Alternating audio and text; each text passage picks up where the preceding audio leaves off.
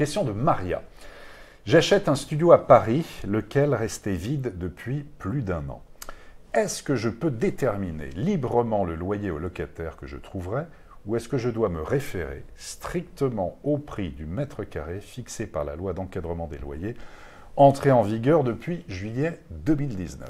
Alors effectivement, depuis juillet 2019, pour tenter de ramener dans Paris des gens à revenus modestes ou les classes moyennes, effectivement, il y a toute une politique de la ville de Paris pour encadrer les loyers. Donc ça, c'est extrêmement encadré. Donc Maria, elle a intérêt effectivement à se conformer à cet encadrement. Alors il y a 20% supplémentaires possible, le loyer peut être majoré si le studio est exceptionnel, présente des caractéristiques exceptionnelles, parce que si elle ne le fait pas, Maria, que va-t-il se passer?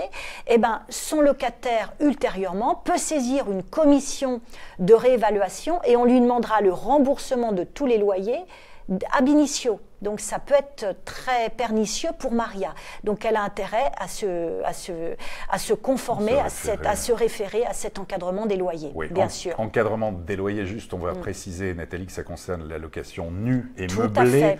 Ça ne concerne pas les locations saisonnières, type Airbnb, Exactement. ni les loyers du parc social. Bien sûr. Les baux en cours ne sont pas concernés, en tout cas, tout comme les reconductions tacites, mais donc en tout cas c'est valable pour les nouvelles locations depuis juillet 2019. Alors donc pour connaître précisément les prix des loyers privés à Paris, il y a une carte interactive qui répertorie en fait l'ensemble des quartiers, c'est référence loyer.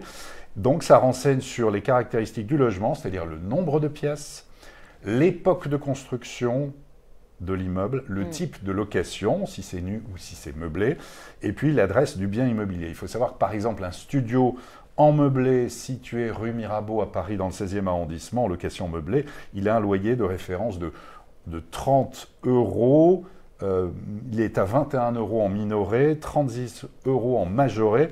Et donc, le propriétaire bailleur, effectivement, vous le disiez, Nathalie, a le droit c'est là où ça se complique un petit peu, de demander un complément de loyer, c'est-à-dire aller au-delà de ce loyer de référence, mais dans ce cas-là, il faut prouver qu'il y a une vue extraordinaire sur la Tour Eiffel, ou quelque chose Olivier.